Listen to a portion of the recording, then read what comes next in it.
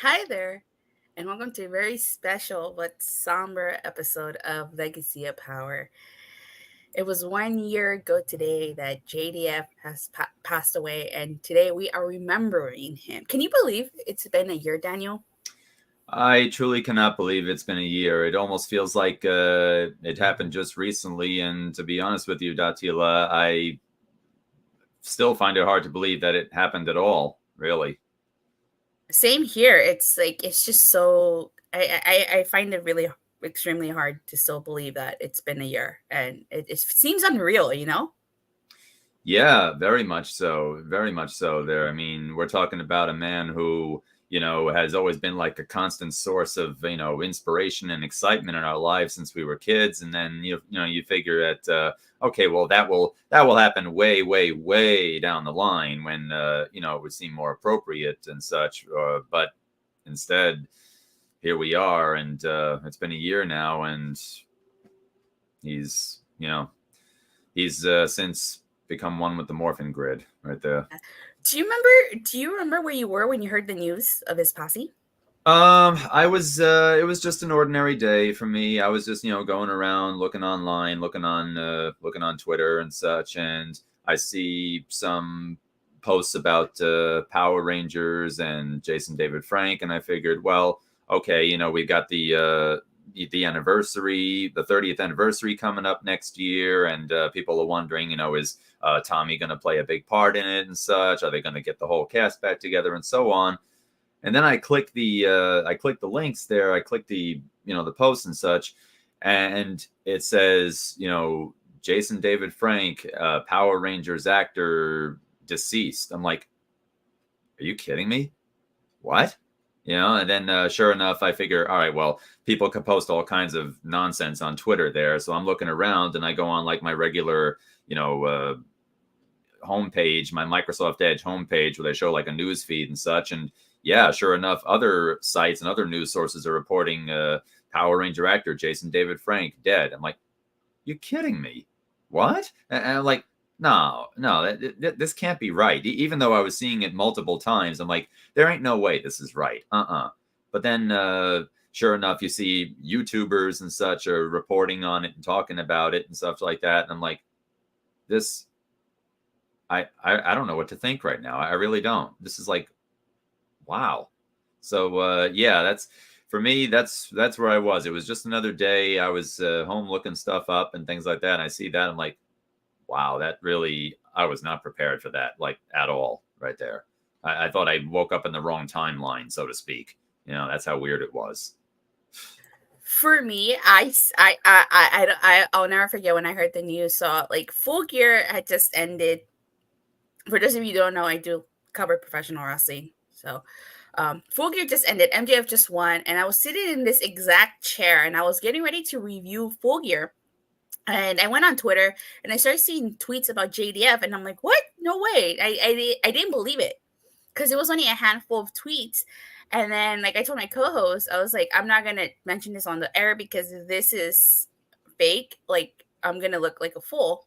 Mm. So I didn't, I powered, went through my stream, I did my review, everything, and then the next day I woke up to the news and it was just like, wow, it was. I couldn't believe it. And funny Mm. enough, it's like yesterday felt like such a deja vu for me because I was at Full Gear at the forum and I was sitting down, and Full Gear just ended. MJF won like he did last year. And I go on Twitter, and the first thing I see is a JDF tweet. So it Wow. was like, it was like literally of deja vu. And I felt some type of way like coming out of the forum because it's like, I felt like I got the news the exact same way. That's really bizarre. Really amazing. Yeah. Did you ever get a chance to meet JDF? I'm happy to say that I did. Yes, I got the chance to meet him 10 years ago. Matter of Oh, fact, wow. yeah, yeah, I met him at an event called Big Apple Con in New York City. It was at the Jacob Javits Center, and this was right around the time he had just wrapped production for his soon-to-be appearance in Power Rangers Super Mega Force the following year. So I was really excited here. That I was like, oh man, I'm finally going to get to meet the man himself. This is great and such. So me and my friend Rick had gone, And we kind of decided, all right, I'm going to go and look for these people on my list. You go look for those people on my list. Right at the tippy top of my list was Jason David Frank. It's like, all right, let's do this. And I can tell you that the line to meet him was very long, and understandably so. And eventually, I was just there, just talking with other people in line about him, about Power Rangers in general. It was really cool. And eventually the time came, and I got to meet him. I walked up to him and I said, "How you doing, Jason? Good to meet you." He said, "Oh, doing good, man. How you been?" I'm like, "Oh, doing good, thank you." And then I asked him, "How was New Zealand?" Because that's where they were filming the show. How was New Zealand? He said, "Oh, it was amazing. It was great. They had a really good time there." And we took our picture together, doing the kind of pose right there. That was really cool. And later on, I went back to his table. I went to his table. He was doing like a photo op. That's what it was. Sometimes when you go to these conventions, certain celebrities, you'll meet them just at their table, but then other ones, they get up and they go to a certain designated area in the arena there, right? And it's just good morning, JJ, for photo ops and such. So that's where he was at first, right there. JJ says, "Hey, Daniel." Hi there, JJ. Good to see you. So I saw him there, and then I went to his table afterwards, and I got him to sign a couple of autographs, a couple of pictures. I got one of him wearing his Green Ranger costume from the day, and from the day when he was the Green Ranger on the show.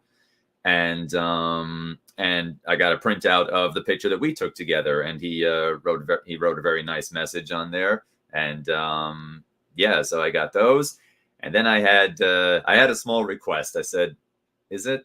I got to do it." So I asked him, "Would it be cool if we did a morph together?" And he said, "Yeah, sure, let's do that." So I brought my I had brought my Nintendo 3DS with me. This was during the time when the Nintendo 3DS was the hot portable video game right there. And I turned my camera feature on. I handed it to one of the attendants there, and I asked him, "Okay, just press record right here." So he's like, "All right." So he gets up, he comes around from to the front of his table, and I'm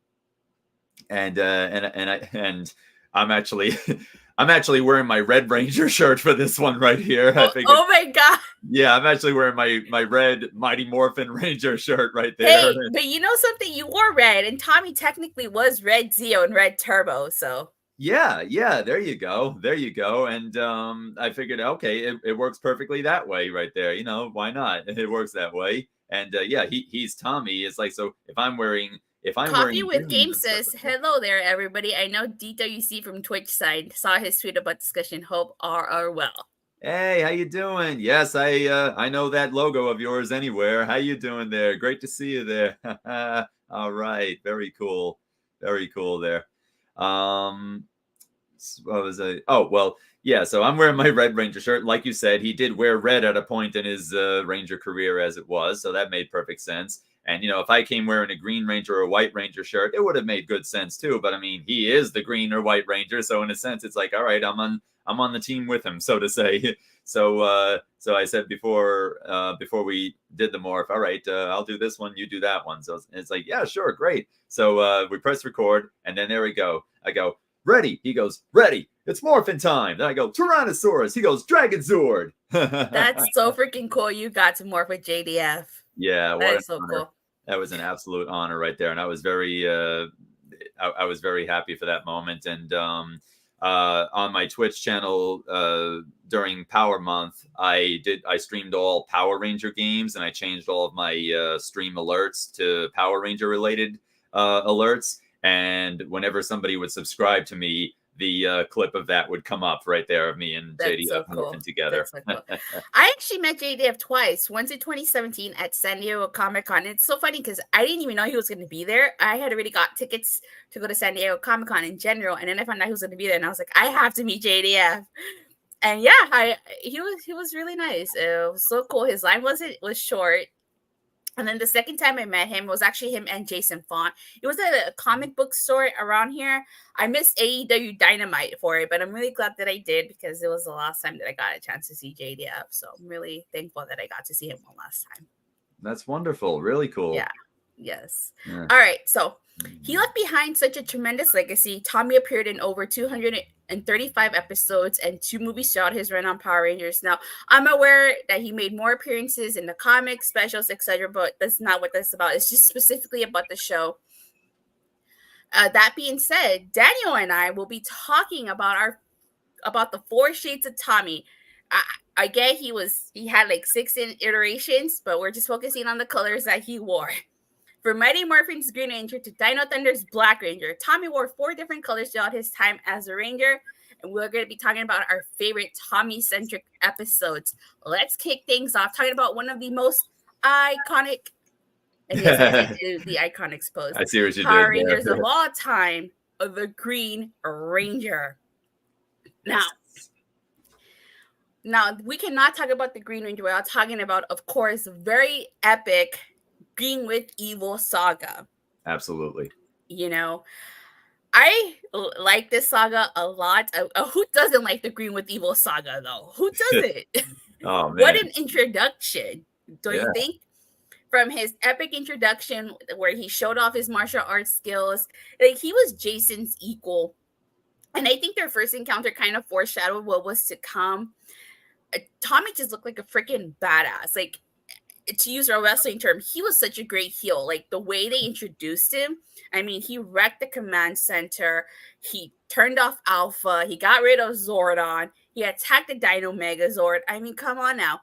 If I had to pick one part of the Green with Evil saga, because it's 5 parts, I have to go with part 4, Eclipsing the Megazord, as my favorite. And the reason why I like this is because Tommy re-enters the command center. He powers down Alpha. He tries to make Zordon disappear. I also like that while Alpha was looking for Zordon, Tommy mocked Alpha. Like, that's such a dick move right there. It's kind of like when a wrestler mocks another wrestler over like an injury or something. Yeah. My favorite part of this episode was when Tommy grew Zord size and he battled the Dino Megazord. Not to mention, he like tag team with Godar to deal the final blow to the Megazord, and just seeing the Rangers scream in agony because their Zords went down. What an episode! Seriously, like what a fantastic introduction.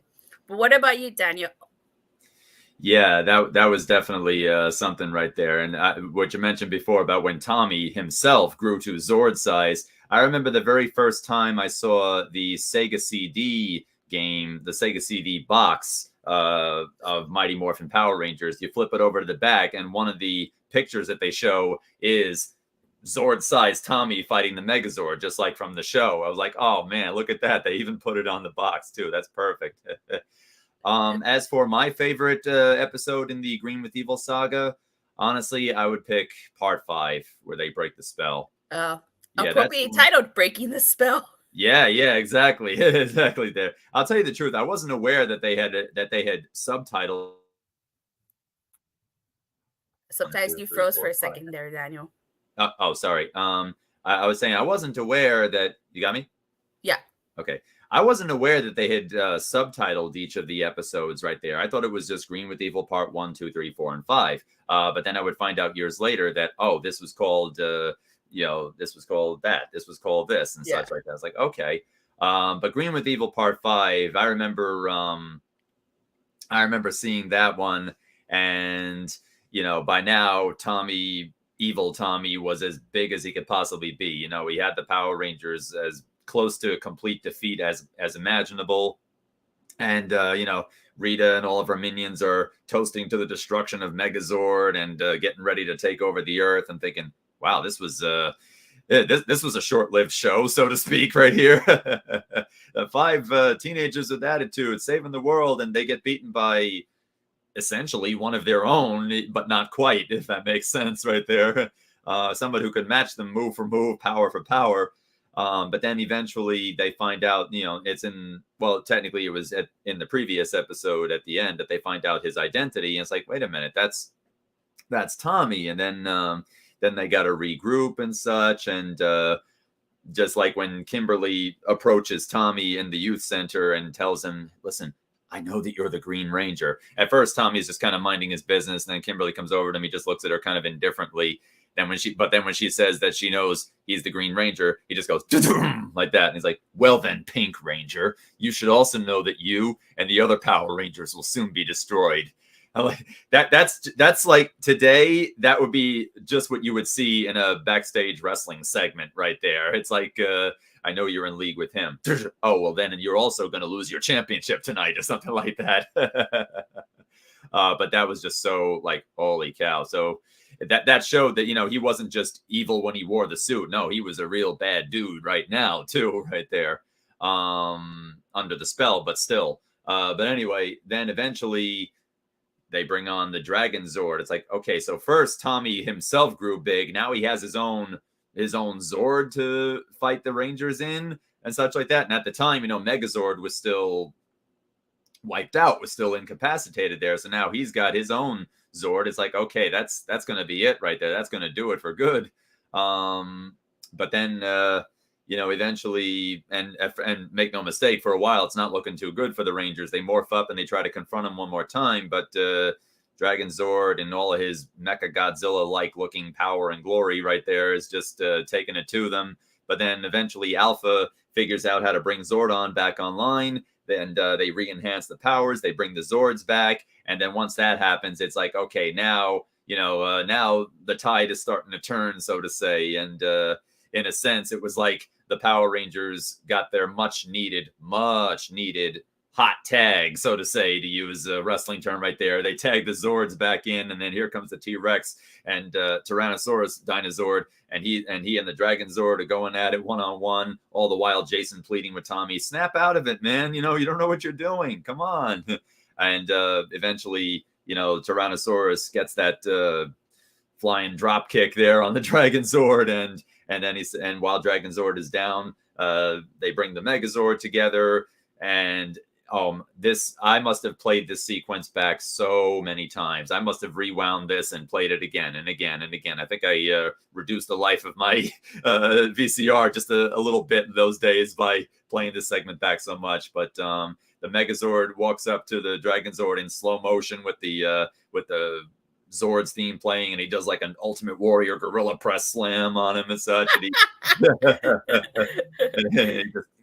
just like that. He whips the power sword out and starts hitting him with it. Then he tops it all off by doing what but he tops it all off by doing the move that I am convinced inspired Nintendo to incorporate into Super Mario 64 and how to have Mario beat Bowser. He grabbed him by the tail, swung him around and around, and then went, "So long, Dragon Zord."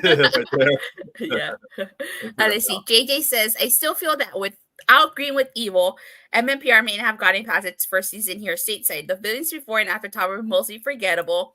Tommy was one of them, a ranger with the power core, and his ability to enter the commands and to enter the Zords really made it personal. That took the show to a whole new level. Yep, I definitely do agree. Yeah, same here. Even in the previews, they were kind of showing what he was capable of. It's like, wait a minute, he goes into the command center. Wait a second, he breaks into the Megazord cockpit there. It's like, whoa, who the heck is this guy? We haven't seen any of the other Power Ranger enemies do this yet. It's like, oh, this guy's for real right here. Oh, man. That's almost like a Star Wars reference right there. You figure during the Battle of Yavin there, when they're flying down the Death Star Trench, Darth Vader is just wiping out every rebel pilot left and right. Bang, bang. All right, we've taken out all the the regular pilots and the side characters that we've only just gotten introduced to now. But this guy right here, referring to Luke, this guy's got the Force. Like, Force is strong with this one. So with Tommy, it's like the power is strong with this one right here. Yeah. But yeah. All right. So another episode that I loved about the Green Ranger was actually Green No More Parts 1 and 2. This is from season 2, episodes 12 and 13. Quick episode synopsis for those of you who've never seen this episode. Oh, I don't know why by now. I don't know why you wouldn't have seen this episode. Yeah. But Tommy learns his powers are at the very end and that he may only have one fight left in him. Meanwhile, Lord Zed is using a green crystal to siphon Tommy's powers to claim them for himself. He creates Serpent Shell to force Tommy into action so he can claim the last of his powers for his new Dark Rangers. So the thing I liked about these episodes, is that Tommy fights both Torben Shell and Goldar alone and powerless, basically. Also, like that Tommy doesn't let Goldar's intimidation tactics work on him. Right. Goldar always tells him, always ready. It kind of made me think of Matt Cardona there for a sec. Yeah. And this is the final time we hear we hear the Go Green Ranger, and Go. it was used. I love the fact that it was used when he battled Gordar, Yeah. and Tommy also he single-handedly foiled Lord Zed's plan. They kept plugging the one more fight, but he had like multiple fights in this Yeah. episode. And overall, I thought this was a fantastic episode. And let me make this clear. When I say great send-off for the Green Ranger, this is the last time in Mighty Morphin that Tommy actually says it's Morphin Time Dragon Zord. Because the next time we see the Green Ranger, it's a clone that says it. But this is the final time he says it in the show. I know the Green Ranger reappears many years later after, but that's why I say this is a send-off, because this is the last time he physically says it's Morphin Time Dragon Zord in Mighty Morphin. So what about you, Danny? Do you have another Green Ranger episode that you like? In all honesty, Datila, that was the one that I chose as well. Green No More. Oh, really? Yeah, yes, it absolutely was right there. And for all the same reasons that you said, because we got to see Tommy show that he is completely capable of defending himself and, using all of his abilities with or without his powers. His powers were definitely made him strong, as it would for any ranger, but we saw that even without his connection to the morphing grid fully intact right there, he could still hold his own and then some. When because at the end of Green No More Part 1, up to now, we're thinking, he's already lamenting the fact that Lord Zed's pretty much had it in for him ever since he took over for Rita. He's been trying to take his powers away and such like that. He's been going after him, and by now he had had his powers taken from him by Turban Shell. So it was like, oh man, now Turban Shell's got him cornered. What's he gonna do and such like that? Are the other Rangers gonna teleport to his aid? Is he gonna have to lay low and keep to the back or something like that? But then Green No More Part 2 starts up, and then first thing he does, he jumps around and bang, he just sends Turban Shell flying right there, and then eventually we get to the part with Goldar, and again, it looks like Goldar has Tommy in a very bad spot right there. But Goldar kind of unknowingly did himself in by showing Tommy a little montage of all the stuff that he had done up to that point, and Tommy felt the inspiration once again. And I absolutely love when Goldar tells Tommy that he wants him to admit that he's his superior, and then Tommy's like, Goldar, you are, and then Goldar's like, yes, come on. Then Tommy looks up, is like, out of your mind. He jumps up and boom, he flying kicks him, and he starts doing those amazing kicking combos all the while that song is playing there. And go Green Ranger, go. And then he's just he's just taking it to him there. And I love it when he tells him point blank, he says, I almost gave up on myself, Goldar, but your little picture show reminded me of all the good that I'd done, not just as the Green Ranger, but as me, plain old Tommy Oliver. And that showed that, Tommy was not limited by his powers right there. It wasn't like he needed his powers to hold his own right there. He was just as capable as himself. And it's kind of a nice metaphor for life too right there. It's like, when you're in your element, sure, things can go well, but it's when you're taken out of it that you really get put to the test. And Tommy, he aced that test big time right there. And then he does another kicking combo on him, like boom, boom, boom, boom, boom, boom. And it's like, oh man, I rewound that part too and played it again. I was like, beautiful, simply beautiful right there. Kind of like in pro wrestling when a wrestler is about to have their retirement match or so, they usually pull out all the stops. They go above and beyond. They do moves you've never seen them do before. Maybe they, even if the outcome is them losing, then they make sure that they go out in a blaze of glory right there. And certainly during this time, we had no knowledge of what was going to happen in the future as far as Tommy or him being a Ranger goes. So this really seemed like it would be a fitting exit for him to really see him, go all out and really not leave anything undone. So that was fantastic. That was more phenomenal indeed. Yeah, it was. And the Green Ranger, like I said at the beginning, was just so iconic that there's so many episodes that you could have chosen from the Green Ranger alone. It's just. Just to close out, one last thing about the Green with Evil Part 5.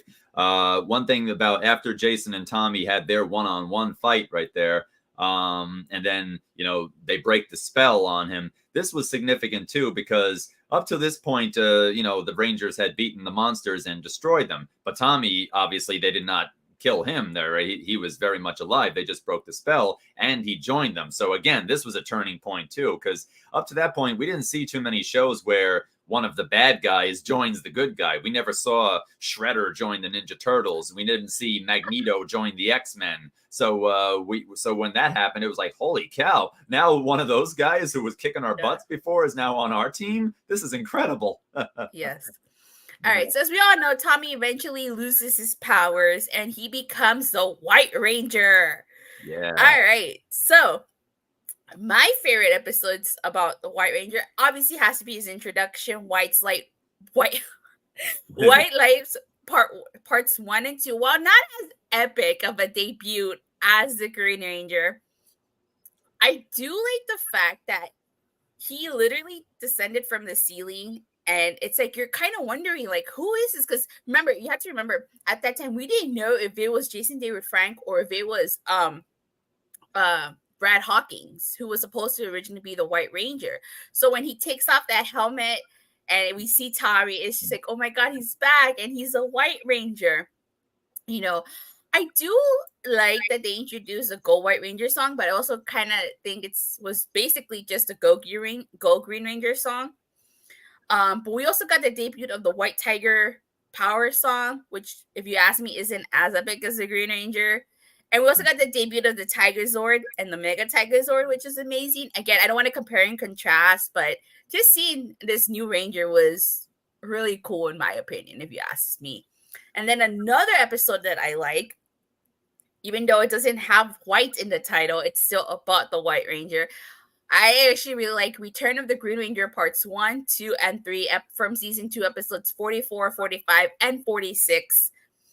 I like these episodes because it reminds us how badass and epic the Green Ranger was. I also like the way the Clone Tommy introduces himself, like, I'm the Green Ranger. Love the epic fight between the Green and the White Ranger. My one complaint is I wish it would have been longer.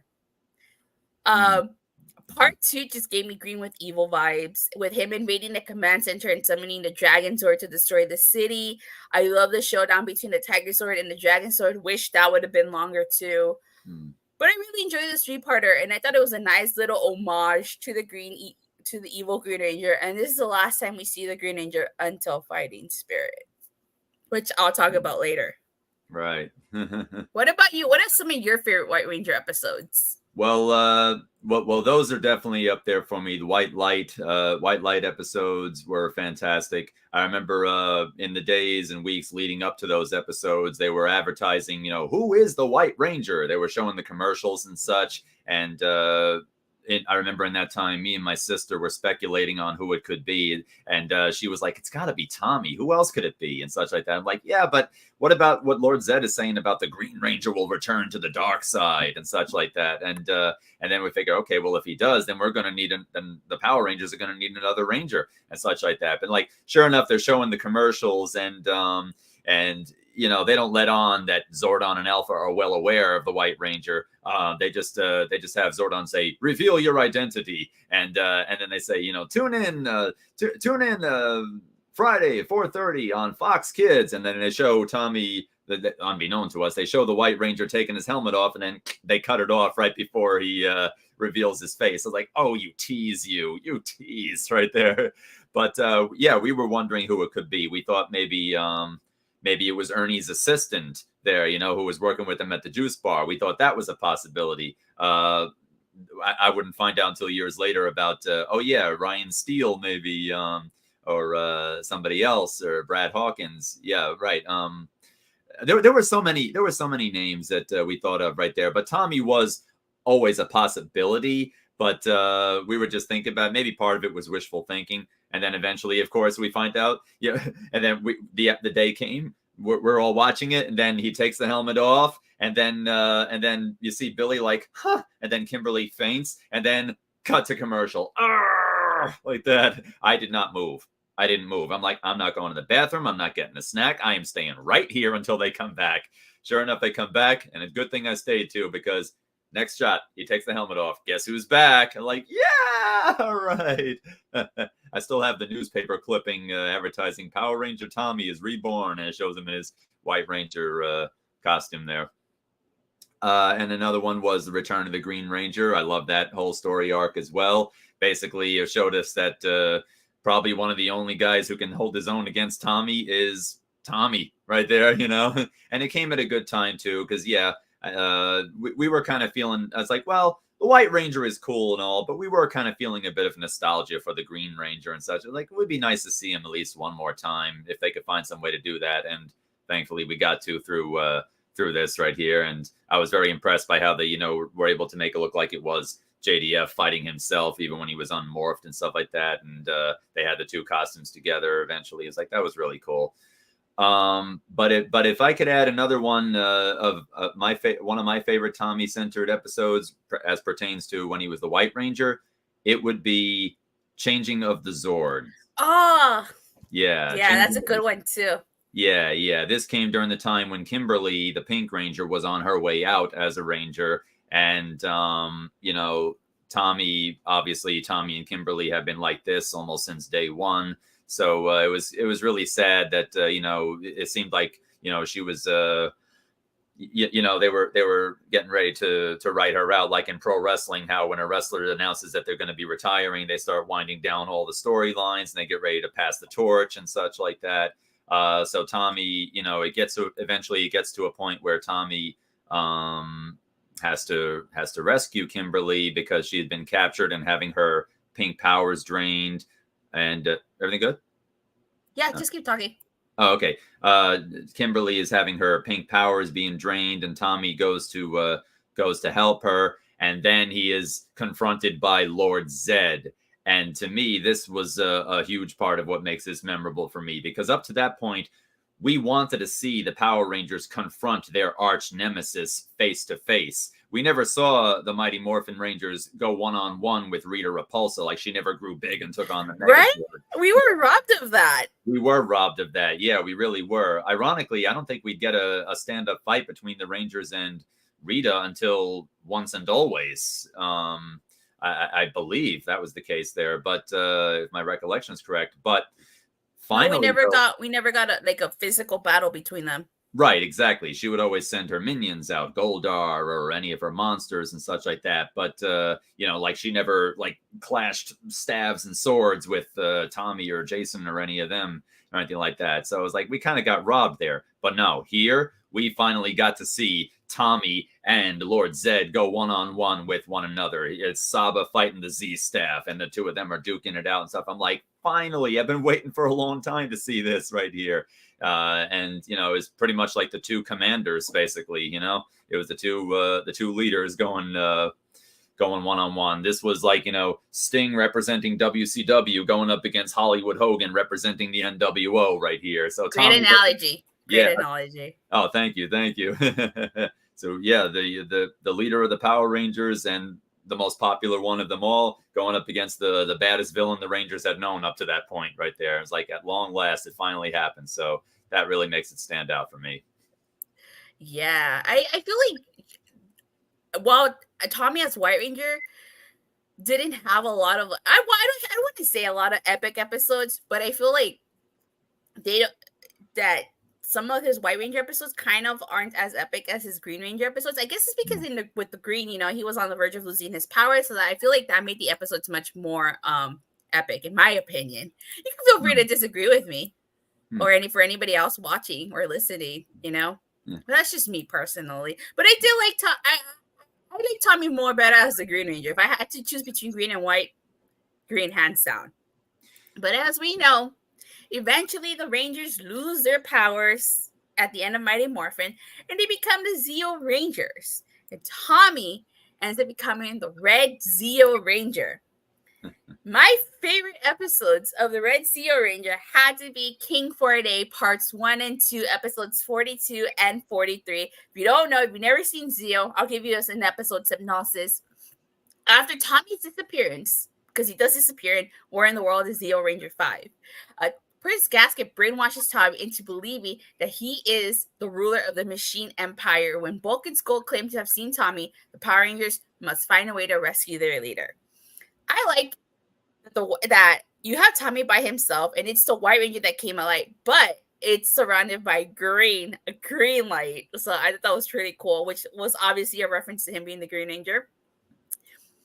His mission to wipe out the Power Rangers was very similar to Rita's, what originally Rita wanted him to do. I got Green with Evil vibes from part 2. I love the fight between him and Jason.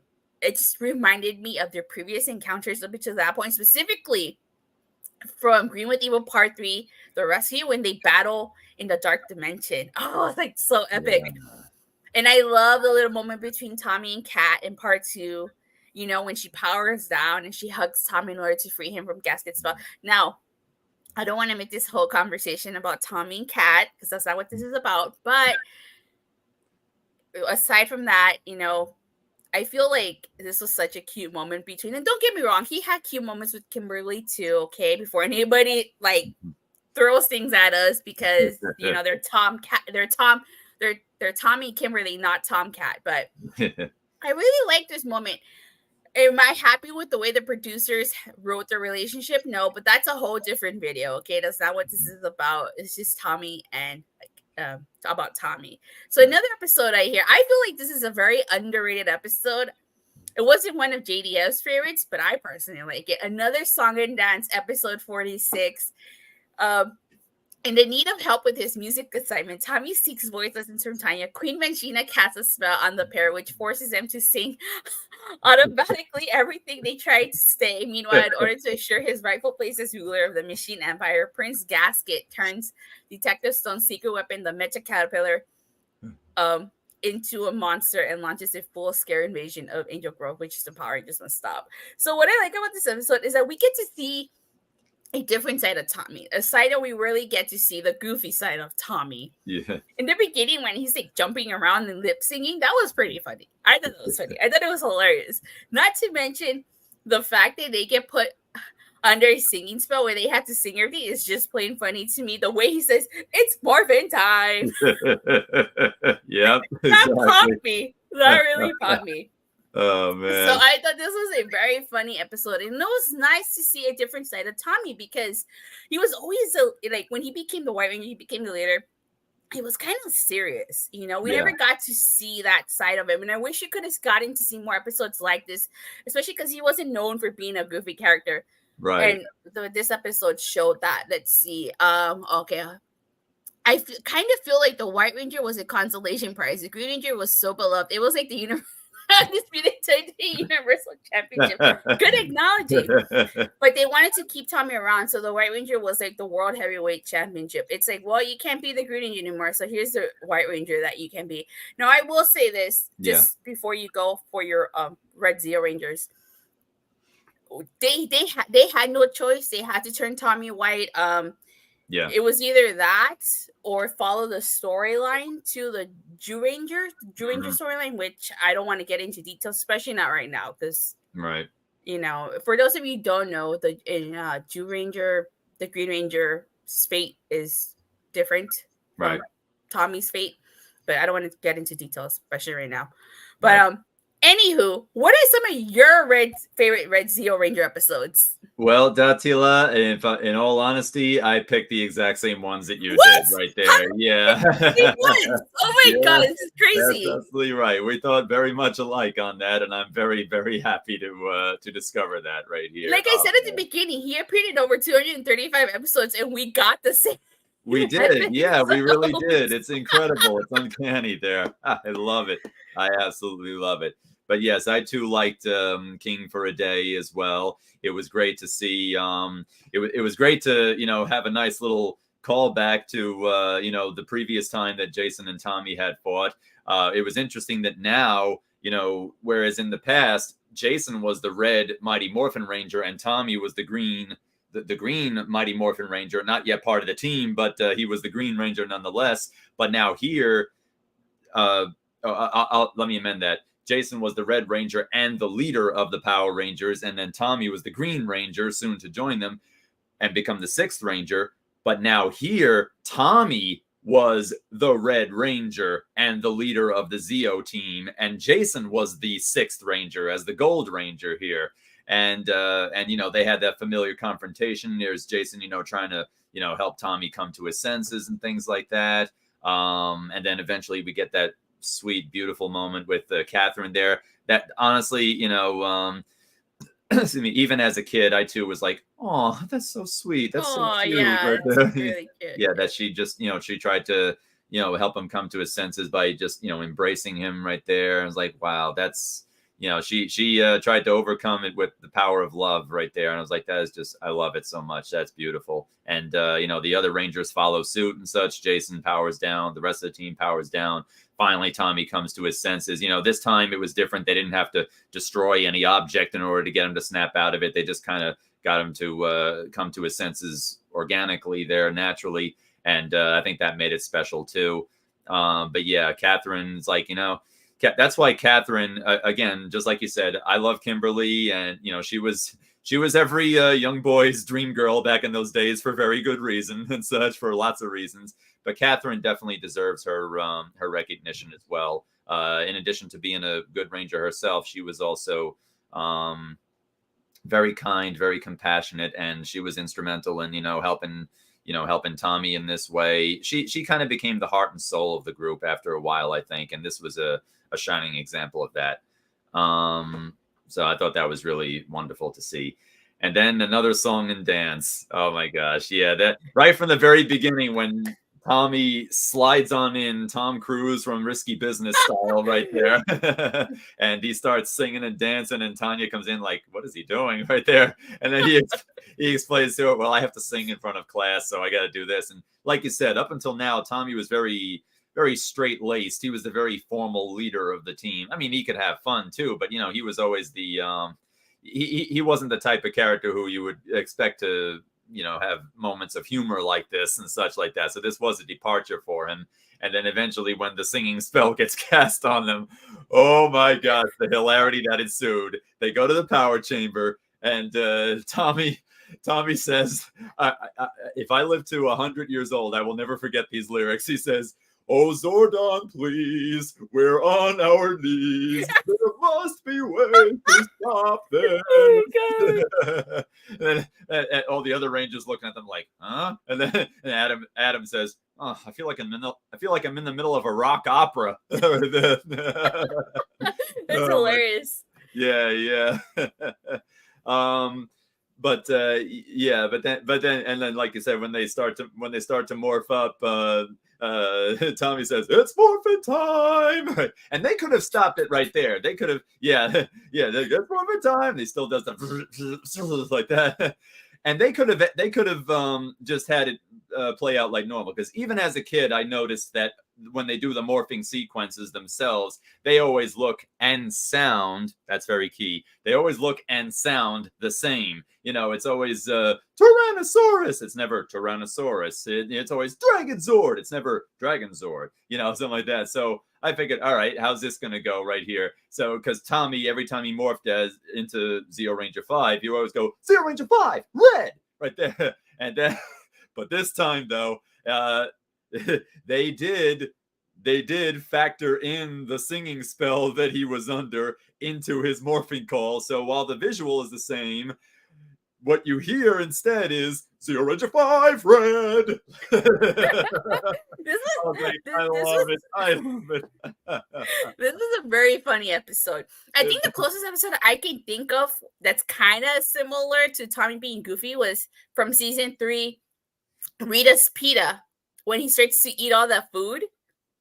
Oh wow! Oh my gosh, I forgot about that one there. Yeah. I feel like it's kind of similar. We do see a little bit of goofiness, but it's not as goofy as this.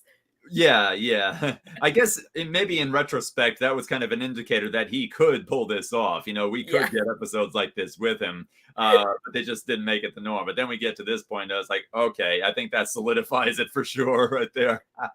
Yeah, but oh my god, red. I would find myself doing that a lot, and I was like, okay, he's the Red Ranger now. So I remember when they first became the Zeo Rangers, I was watching when they get their Zeo powers with my old friends Eric and Tommy. And my friend Eric Yeah, coincidentally, I had a friend named Tommy at the time, right there. But my friend Eric, his favorite color overall was green, not necessarily with respect to Power Rangers, but overall. But he happened to like the Green Ranger too. So when Adam got his Green Ranger powers, he said, now he's my favorite. So when Tommy got his Red Ranger powers, I said, now he's my favorite. Right there. So red being my favorite color and all. But then, yeah, I thought the morphing calls were so cool. The morphing sequences were so cool. So I find myself going, Zeo Ranger 5, red, like that a lot of the time. Yeah. But yeah, this episode, though, oh, man, just so funny right there. It is. It truly was. Yeah. Like I said, I wish we could have gotten to see more of that and stuff like that. But Yeah. oh my god! All right, so Tommy just wasn't red for Red Zeo. He was also red as Red Turbo Ranger. You know, it's time to shift in turbo. That's Goes right. like this. Yeah. There you See go. that correctly? Even Johnny Bosch had a hard time remembering how that morphing sequence went. I remember It's seeing like, something like it go like this, and the turbo morpher appears on the wrist, and then they pull the key from somewhere, and then they go like swing, and then plug the key into the morpher and turn it like that. my friend who went to Ranger Stop said that Tracy Lynn Cruz, Ashley, for those of you who don't know, Ashley, the yellow Turbo Ranger second and in space. Mhm. She said it's like driving a car. You turn twice, and then you go like that, and which makes sense because Turbo was Oh, about cars. You know, makes okay. sense. Yeah, yeah, that does make sense there. All Yeah, right, but even so JD, even Johnny, I'm sorry, even Johnny Bosch had a hard time remembering. He was demonstrating all the morphing sequences at I forget if it was Power Morphicon or something else, and he had to ask Steve Cardenas next to him. He's like, which one? Zeo had the key? Oh no, Turbo had the key. That's right, because they both were wrist mounted morphers. So I guess it was confusing for him there. yeah. Go ahead. All right, so I don't know about you, but I personally don't have a favorite Red Turbo Ranger episode just because I feel like by this point in time, Tommy was just kind of there. And he Hmm. really didn't have a focus episode like he did in Mighty Morphin or in Zeo. I feel like the others got focus episodes in Turbo except for Tommy. What about you? Do you have a favorite episode, or are we on the same boat here? I think we're on the same boat. The closest thing I could think of for like as far as the episodes would probably be like among the first of the Turbo episodes when you see him driving the race car and such, and it's kind of an indicator of, oh, okay, he's starting to branch out now. Maybe he's going to become the next, Dale Earnhardt or something like that. Okay, and he's got the experience already being a Turbo Ranger. And I remember one of his pit guys says, "You tell me this guy's only been driving these cars for a month?" It's like, yeah, and yet look at how good he is. And factoring in that Tommy's a teenager at this point right here. He's got this much driving experience in such short time, and being so young, little did they know he's also a Power Ranger and such. And it's like, okay, that's pretty cool right there. So episode wise, that probably stands out the most, I would say, as far as Tommy centric Turbo episodes. But for me, I'd say the biggest memory that I have of Tommy from his Turbo Red era would come from Turbo, a Power Rangers movie, which technically does fall into the same continuity as the show right there. I guess you could say that was Power Rangers Turbo episode 0 in some respects, kind of like how the 2008 Star Wars Clone Wars animated movie was essentially the lead into what would become the Clone Wars CGI series right there. I guess that's the closest thing I could come up with for like a real memorable moment, aside from the race car one I mentioned, because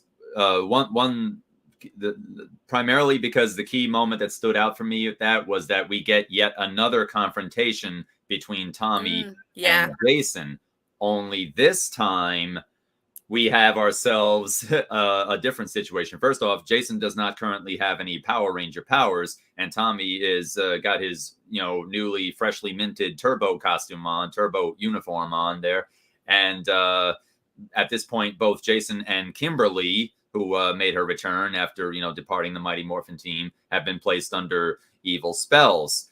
And this is interesting because up until this point, Jason and Tommy have had multiple confrontations with one another.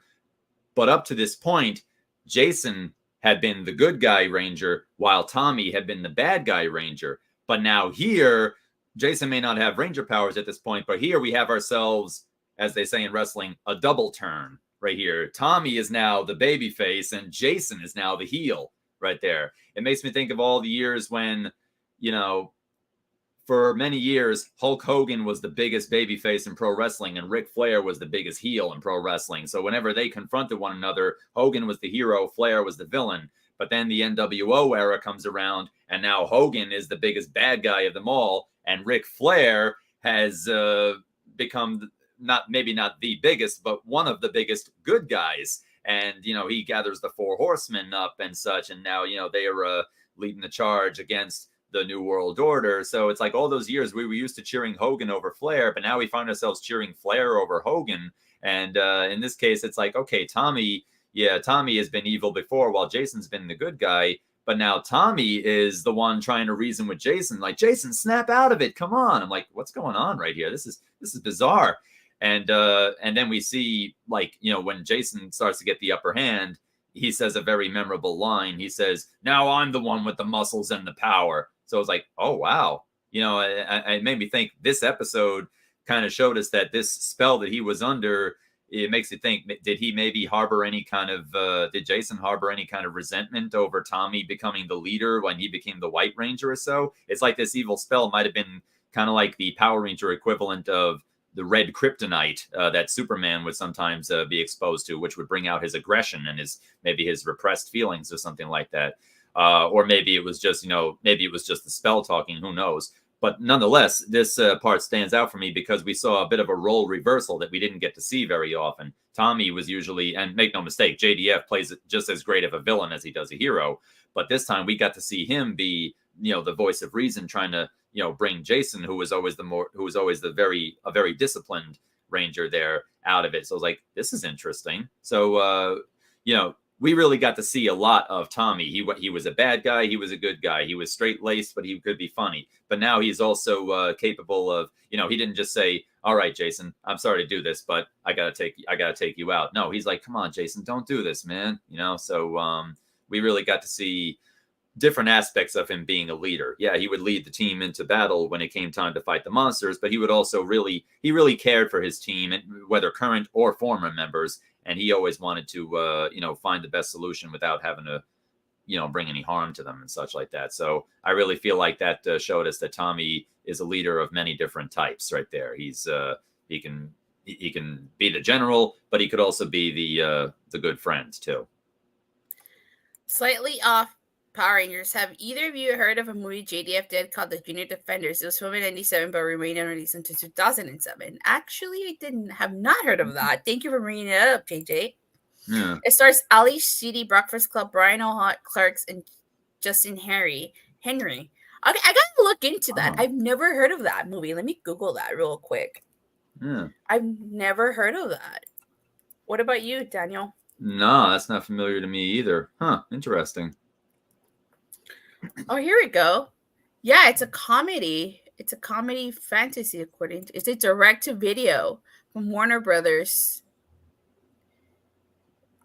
Okay, the plot real quick, a little off topic here, says with the fan base that rivaled Star Trek, the Junior Defenders was one of the top TVs of the 70s, 25 following the show's sudden cancellation. A crazed fan named Norman is obsessed with the show, and his mania Normic treks across the country in the stolen window bow, kidnapping the four washed-up former child stars, Jill, Mitch, Jimmy, and Tommy from his beloved childhood programming. The kidnapping sparked a national media frenzy. Once in Hollywood, Norman takes over a soundstage and forces his cats at gunpoint to act in a brand new episode of The Junior Defenders. Oh, I've never seen that.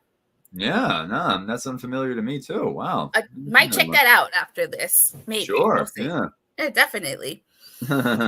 All right, but yeah, speaking of Turbo, I feel like TJ got more focused episodes than Tommy did in the series. And again, Tommy only appeared in 19 episodes if you don't count the movie, so it's understandable why TJ got more focused episodes in Turbo than Tommy did. But it wasn't just that he was up until this point, he had only been those 3 colors.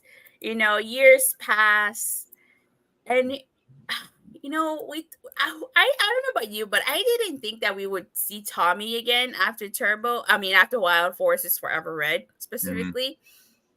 But we do see him again. We Yes, we do. do. Mm-hmm. And Dino Thunder. Absolutely. Yep. All right. So before I tell you my favorite Tommy-centric Dino Thunder episodes, real quick, I just want to say, Legacy of Power, which was the 500th episode, and the name where I got the name of my podcast, Legacy of Power. The reason why is because it celebrated 500 episodes. Yeah. That's why I named my podcast Legacy of Power, because after that episode, so I had to mention that.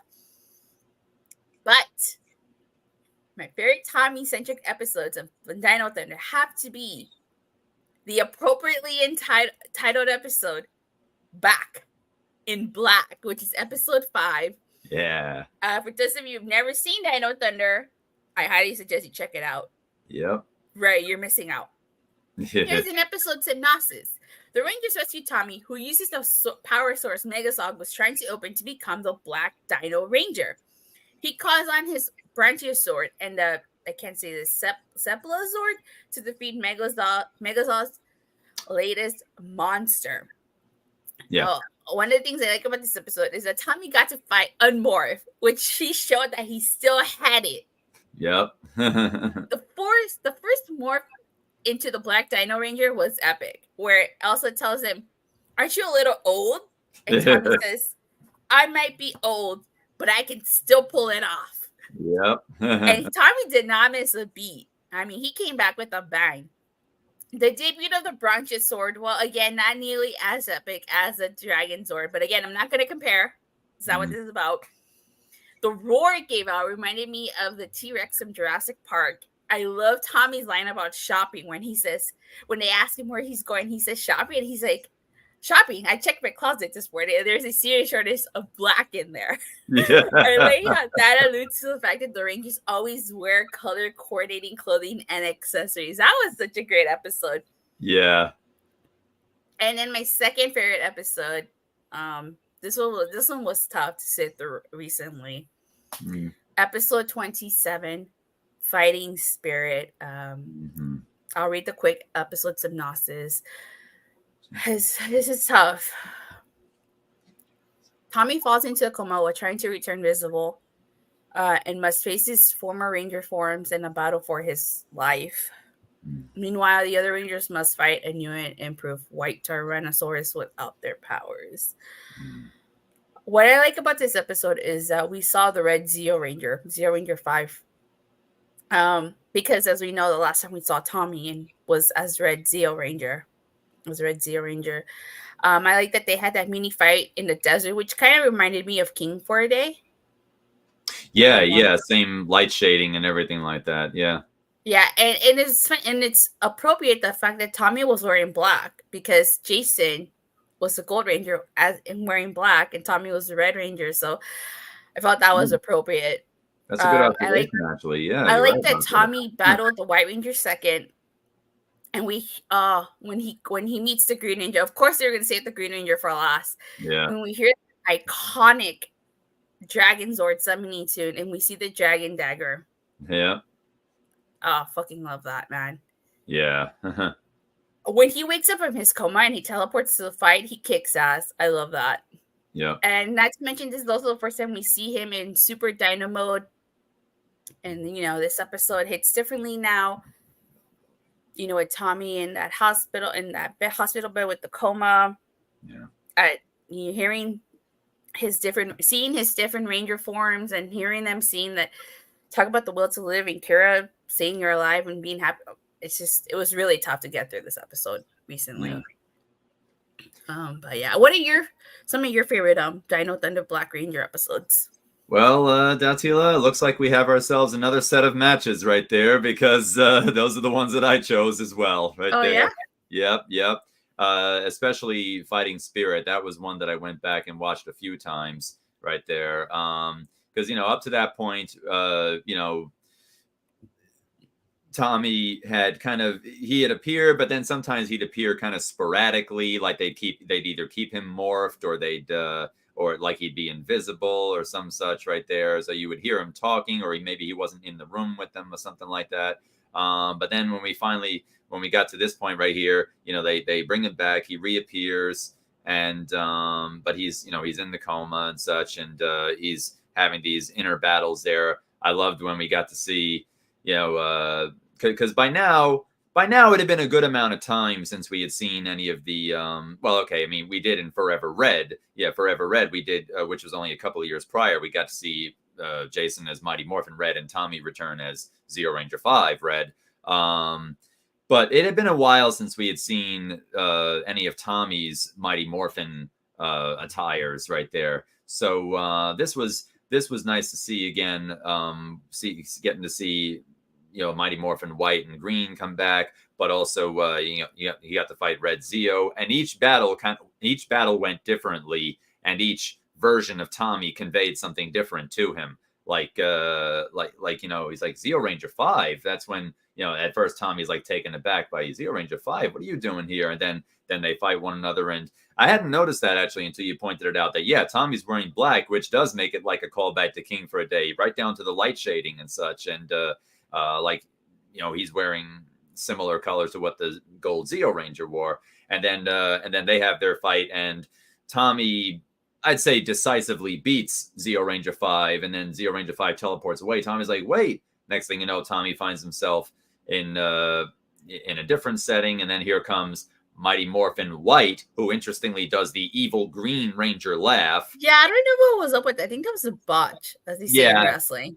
Yeah, right, exactly. I think they made a mistake there. They should have given that one to the eventual Green Ranger showing up right there. But it's interesting how, just like how, what's it called? Just like how in the Back in Black.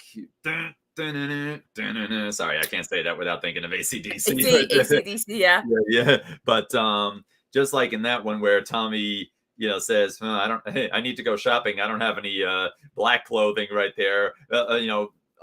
Playing it straight that, okay, the series is aware that, yes, even when unmorphed, they wear the same colors that they wear as Rangers right there. It's like, okay, good. They are self-aware in that regard right there. That's cool. But also in this one right here, when White Ranger shows up, he says to Tommy, I see you finally cut all that hair, huh? It's like, yeah, there you go. It's like, okay, that's it. And so then so they start fighting, and then this one kind of goes to a draw for the most part, I would say. I mean, Tommy still shows himself as really, really capable and stuff. And it's interesting to see Tommy take on all his Ranger forms. We've seen him fight the evil Green Ranger as the White Ranger before, but that was when he was morphed for the most part right there. But now here he is unmorphed, taking on fully morphed form versions of himself from the past. Assuming that the Tommies underneath the helmets are meant to also reflect where he was at that point in his life. So he could very well, this could be like, was it, I guess, 25, 30-year-old Tommy going up against 17-year-old Tommy, potentially, or something like that. Kind of like, I'm reminded of an old Gatorade commercial when Michael Jordan was coming back to basketball to play for the Washington Wizards. By now, he was about 38, 39. And in this commercial, they have him playing against a younger version of himself when he played on the Chicago Bulls. So it's kind of like that almost. As like, can he keep up with it? If he fought his younger self, could he keep up? Well, he did right there, at least for the first two fights. But then we get to the third fight, and like you said, we hear the Green Ranger's Dragon Zord summoning theme, and Tommy pulls but by now, Tommy kind of gets what's going on, because even at the beginning of the White Ranger fight, he's like, White Ranger, but your powers were destroyed, alluding to the Mighty Morphin powers being wiped out right in between the transition from Mighty Morphin to Zeo. But by now, Tommy figures, all right, well, I fought Zeo Red and I fought Mighty Morphin White. I'm going to be meeting Mighty Morphin Green soon, aren't I? So sure enough, that's what happens. Green shows up and he says, I thought I might run into you. And then Green Ranger says, yeah, it's been a while, Tommy. I see you switched to basic black. He's like, seems to work for me. Then he says, let me guess, you want to fight? And Green Ranger's like, good guess. You guessed right there. And then they start going at it. And, well, Green Ranger, I'd say, won this fight right here. He got the upper hand. He won the fight itself, and he gets Tommy down. He's like he's kicking entire trees his way, throwing logs at him. He gets the dragon dagger back from Tommy. He plays on it, and it shoots lightning at him and such. That's one thing I missed about when Tommy became a good guy. When he first went to becoming the Green Ranger, he lost a lot of the really cool projectile powers that he had when he was evil Green Ranger. He didn't throw the Hadouken fireball anymore. He didn't summon lightning. He didn't do any of that stuff anymore. So seeing this again, it's like, oh, okay, maybe it's like a Jedi and Sith thing. The Sith, the dark side users, are the ones who shoot force lightning most of the time. I don't know. That could very well be. But Green Ranger, he gets Tommy down, and he's like, why don't you just give up the fight? And Tommy's like, that's the one thing I'll never do. And it looks like Green Ranger's about to strike him down. I guess this is over. And Tommy kind of prepares to accept his fate right there. But then Green Ranger, he holsters the dragon dagger, extends his hand, and says, you passed the test. And that's like, Tommy's like, what are you talking about? And then that's when Zeo Red and Mighty Morphin White both come up and say, you haven't been fighting us. You've been fighting yourself. And, you know, your will to live is stronger than any Ranger power. And each of them present him with a section of the Dino Thunder Black Crystal. And they're like, good luck, Black Ranger. It's kind of a nice metaphor right there that, you know, Tommy was kind of fighting his own inner demons and taking on, trying to overcome those. And particularly the fight with the Green Ranger. I almost look at his fight with the Green Ranger kind of like the ending of the first Rocky right there, where Rocky Balboa, he didn't beat Apollo Creed, but he did go the distance with him, though. So in this case, Tommy, he went the distance with the Green Ranger, and, he came out of it in one piece and stronger than before, too, to borrow a Zeo lyric right there. And then he came back as Dino Thunder Black, and it was like that was the pro wrestler. That was the moment where, you know, all the citizens of every city that the Rangers have ever defended would be chanting, you still got it, like that. You still got it. And sure enough, Tommy showed that, yep, he did. Not only did he still have it, he truly had unlocked a whole new section of his powers right there. He really could do it all. Very tough episode to get through, especially now. Especially right now. Very tough episode to sit through, if you ask me. A great episode. Yeah. But a very tough one. I've actually only seen that episode twice. Once during the reruns, and then recently as I was doing this. But yeah. You know. But yeah, right now, like I said, bittersweet now for bittersweet reasons. Now, yeah. I wonder why they excluded the Red Turbo Ranger from that episode.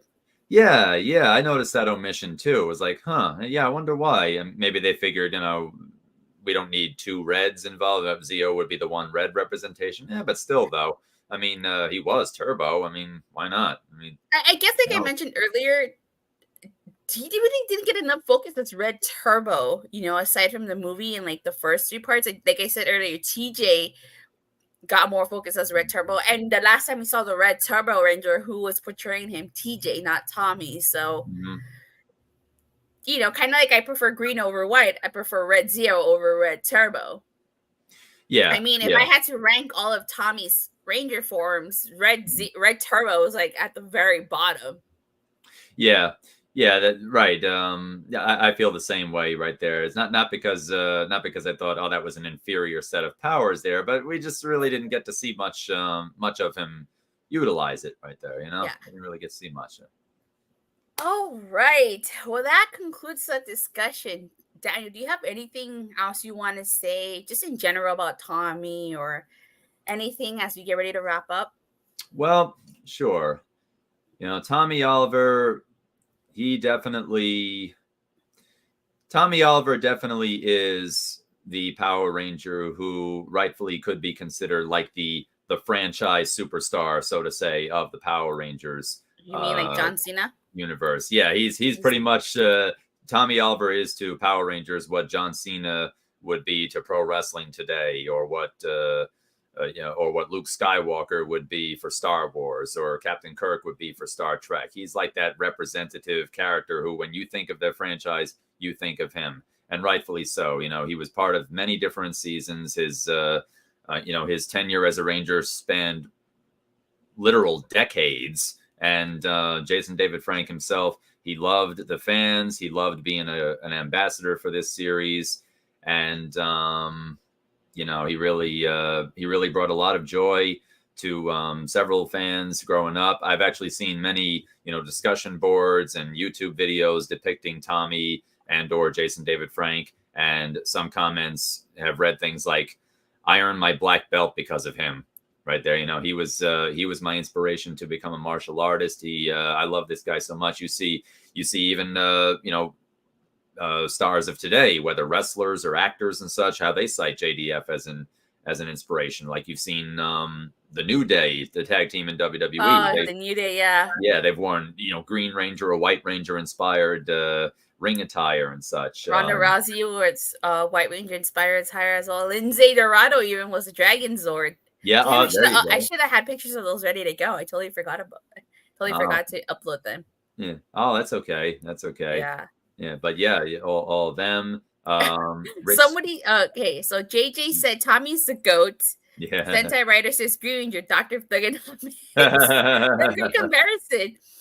Still can't believe Jason David Frank is not with us anymore. May his legacy go unforgotten. White Ranger hustle, loyalty, and respect. Yeah. Yeah. So you think you're untouchable? Yeah. And you know the funny part is like that.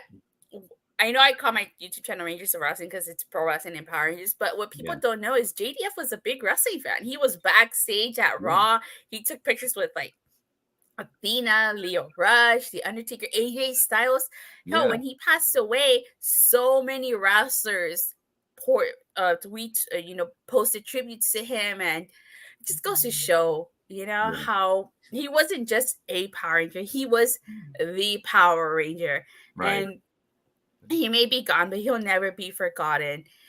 But, you know, let us know what some of your favorite Tommy-centric episodes are, from Mighty Morphin to Black Dino Thunder. Let us know what episodes of Tommy you like.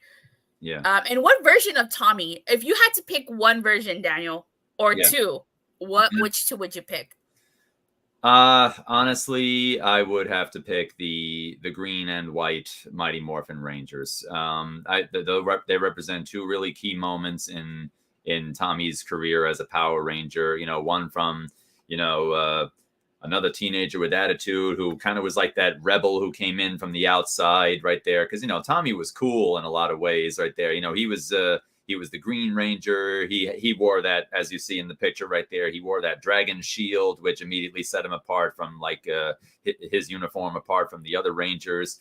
He could hold his own against any of the Rangers, but he could also be called in as something of a wild card. Like when after he joined the team, when the rest of the team would be struggling with a monster, he'd come in and then he'd turn the tide right there. And, you know, he'd call upon his Dragon Zord and they'd bounce back right then and there. Kind of like the, not like an outside interference kind of a thing, but more like, here's our mystery partner and you're not going to believe who it's going to be. And then it's Tommy, that kind of a thing. He was always their ace in the hole that way. And he was very popular. And like you were saying before, Jason David Frank, Tommy Oliver was such a popular character that the producers realized we got to keep him on the show somehow right there. It's like, okay, the Green Ranger, we understand what goes on in the other series there, but this is when they started to realize maybe we should do a lot more, you know, original footage and such like that. I think we can pull it off. I think we can make it work.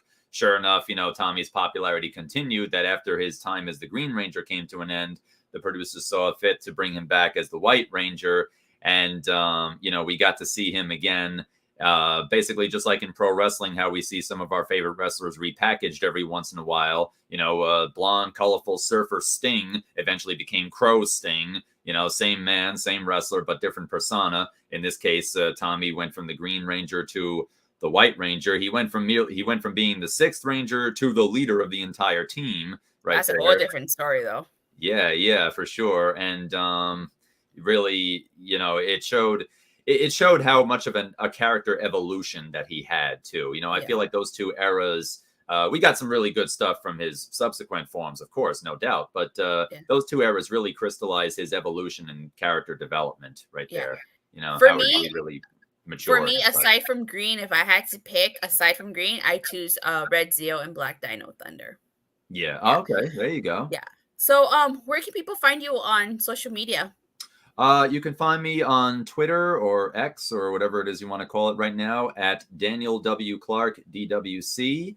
I'm on there very often, and I love chatting with people about whatever topic it is, Power Rangers or pro wrestling or Star Wars or Mortal Kombat or favorite games or just shoot the breeze for any reason given.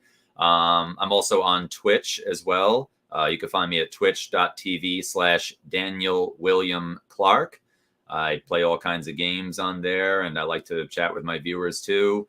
And no, those are the primary means of which you can reach me right there. Yeah. As for myself, you can find me on Twitter or X at @Attila_. I live tweet during all wrestling shows of Raw, SmackDown, AEW, Dynamite, Impact Wrestling, the whatever, every occasional pay-per-view, whether it be Saturday or Sunday. I was actually at Full Gear last night, so I did upload some videos from Full Gear. I might upload some more, so make sure you check that out. And thank you guys all so much for tuning in. Please don't forget to like and subscribe. Make sure you hit that bell so you get notified whenever I go live or release a new video. And, to JDF, he may be gone, but may the power always protect him. Absolutely. JDF forever. Yeah. Forever. Yeah. We're going to power down now. Bye, you guys. Bye.